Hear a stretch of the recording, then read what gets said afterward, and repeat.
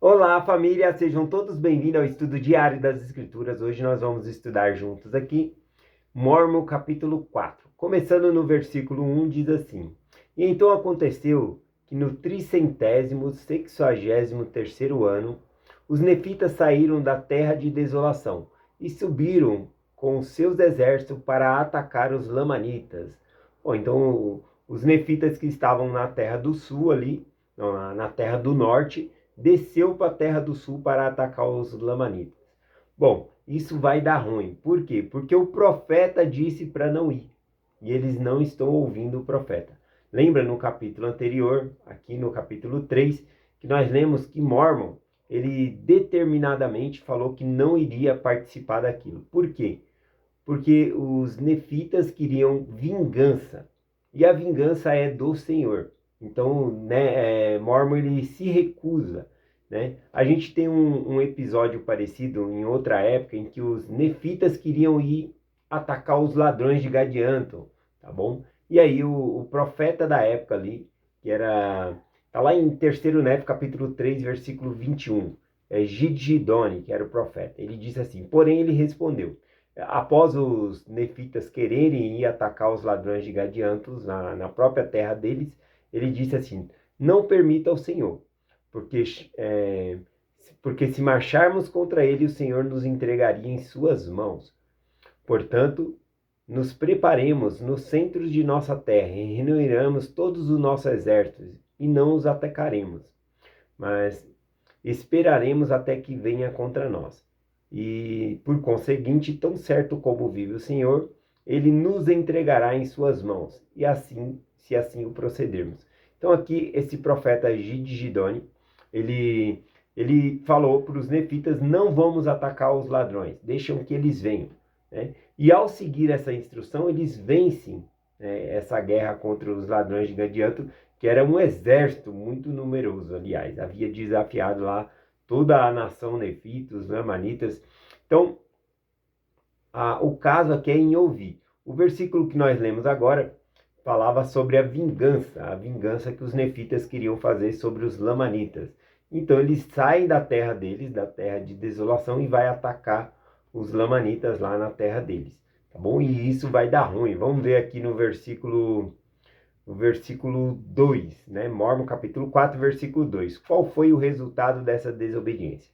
E aconteceu que os exércitos dos nefitas foram rejaçados novamente para a terra, da terra de desolação. E enquanto estavam ainda cansados, uma nova tropa de lamanitas atacou-os e tiveram uma batalha sangrenta, de modo que os lamanitas ocuparam a cidade de desolação e mataram muitos dos nefitas e fizeram muitos prisioneiros. Então veja aqui, a consequência da desobediência foi que eles perderam até a cidade que eles tinham, que era a cidade de desolação. E muitos foram levados como prisioneiros, muitos morreram ali. Então esse foi o resultado dessa desobediência, né, quando o Mormon falou que eles não deveriam ir, que ele não ia participar dessa questão de vingança. Continuando aqui, o versículo 3 diz assim, e os restantes fugiram e uniram-se aos habitantes da cidade de Teanco.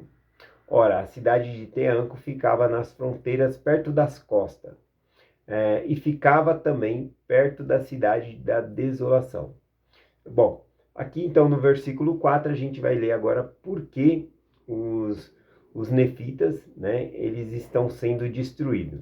Diz assim, e foi por terem os exércitos nefitas atacado os lamanitas que eles começaram a ser destruídos. Porque se tal não houvesse feito, os lamanitas não teriam tido poder sobre eles.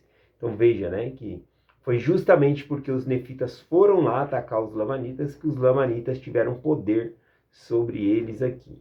Tá bom? Ou seja, eles não ouviram o profeta e aí deu ruim aqui para eles. E vai piorar, né? Versículo 5 diz assim, mas eis que os julgamentos de Deus sobrevirão sobre os iníquos, pelos iníquos, que são os iníquos punidos.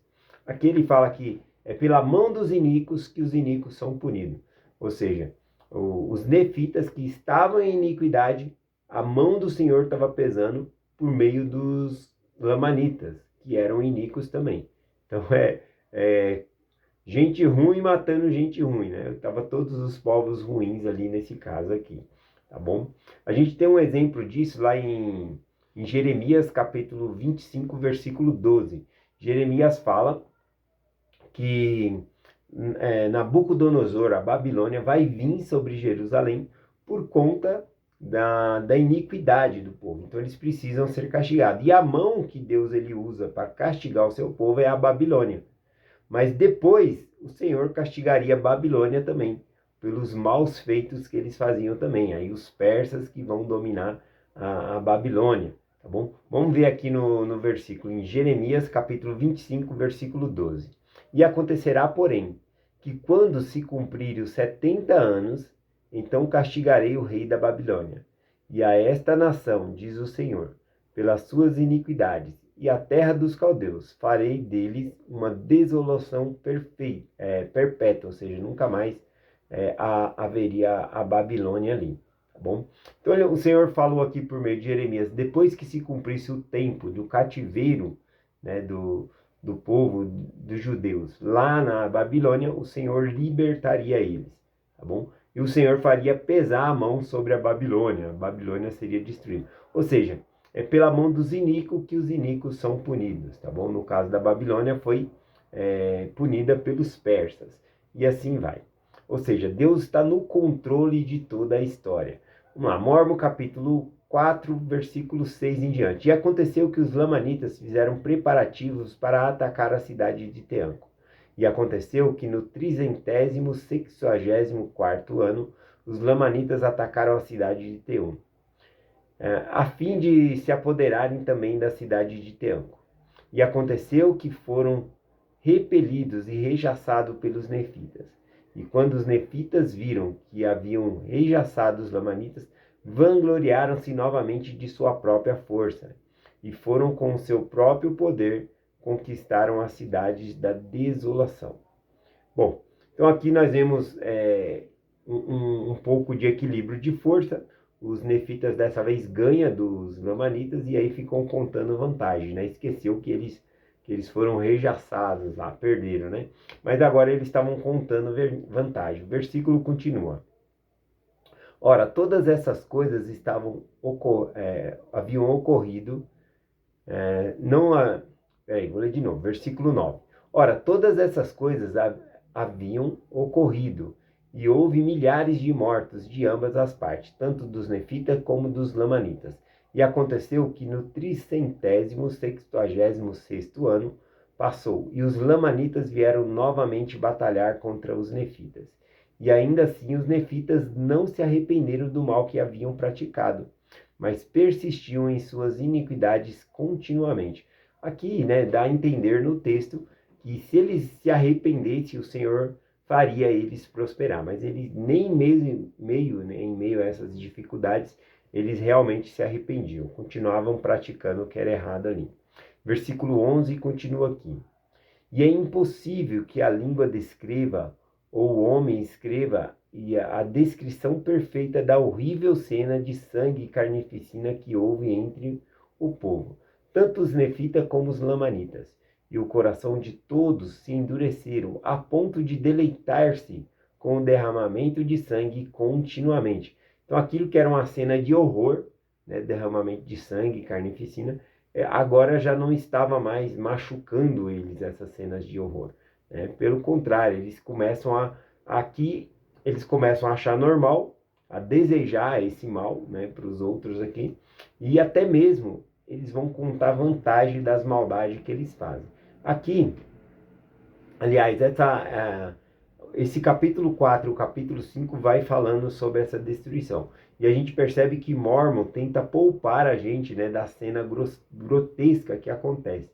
Mas ele escreve para o seu filho ali sobre o que estava acontecendo. E aí Moroni ele coloca, né, ele escreve as partes dessa carta nas placas.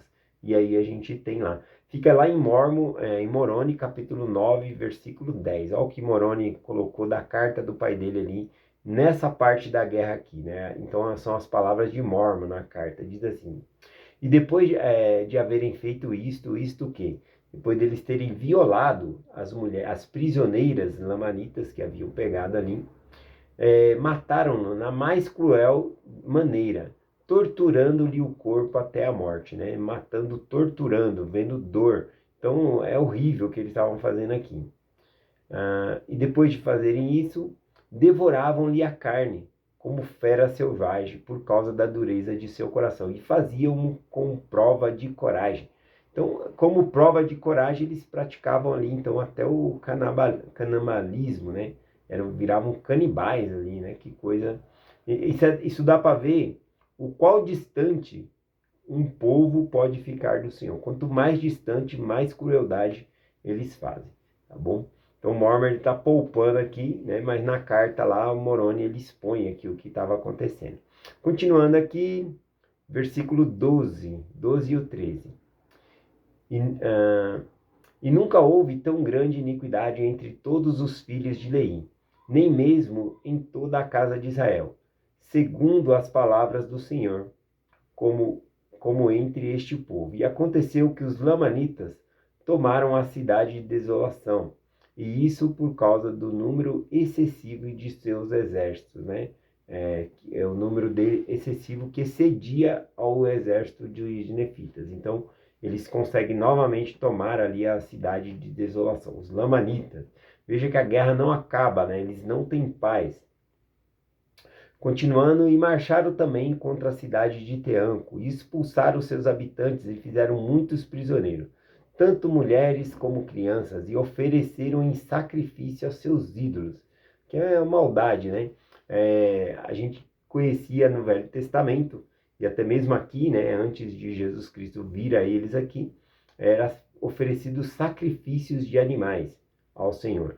Aqui, aos ídolos que eles tinham, eles estavam oferecendo crianças, mulheres, prisioneiros, como sacrifício aos seus ídolos falsos ali. Continua aqui, e os lamanitas não voltaram a atacar os nefitas até o... O que aconteceu aqui? Após eles terem sacrificado as mulheres dos nefitas aqui, os nefitas se enfureceram e foram com tudo para cima deles, e aí rejaçaram eles, né? Eles tiveram que fugir, tá bom? Então aqui no versículo 16 fala que os lamanitas não voltaram a atacar ele mais naquele ano ali. E aí no versículo 17 diz: e nesse ano eles desceram com todas as suas forças para guerrear os nefitas. Não foram contados por causa do seu grande número. E daí em diante os nefitas não conseguiram mais ter poder sobre os lamanitas, mas começaram a ser eliminados por eles, como orvalhos sobre o sol. Então, a partir aqui desse tempo, né, dessa parte da guerra, os nefitas não vão conseguir mais vencer os lamanitas. Eles estão sendo varridos da face da terra aqui. Varrida é quando vai varrendo, vai tirando toda a sujeira ali, né? Esse é o sentido, vai tirando tudo. Aqui ele usou a expressão, o Mormon ele usou a expressão aqui, dizendo, eliminados por eles como orvalhos sobre o sol. O orvalho é aquelas gotinhas de água, quando amanhece o dia, você vai lá nas plantinhas, você vê aquelas gotinhas de água ali, né? Bem pequenininha. Mas quando o sol vai se levantando, rapidinho aquelas gotinhas de água somem, né? Então os nefitas estavam sendo eliminados como essas gotinhas de águas sobre o orvalho, né? Quando o sol se levanta. Então a partir desse momento eles não tiveram mais poder contra os lamanitas, né? Eles vão perdendo continuamente aqui. Versículo 19 em diante diz: e aconteceu que os lamanitas desceram para atacar a cidade de desolação, e travou-se uma terrível batalha na terra de desolação, na qual eles derrotaram os nefitas. E eles fugiram novamente e foram à cidade de Boaz. E lá enfrentaram os lamanitas com grande ousadia, de modo que os lamanitas não os derrotaram, senão quando efetuaram um segundo ataque. Então aqui os nefitas não sobrepujam ele, né? Não ganham dos lamanitas. Mas os lamanitas voltam no outro dia e aí eles ganham aqui dos nefitas. E quando os atacaram pela segunda vez, os nefitas foram rejaçados e mortos numa grande carnificina.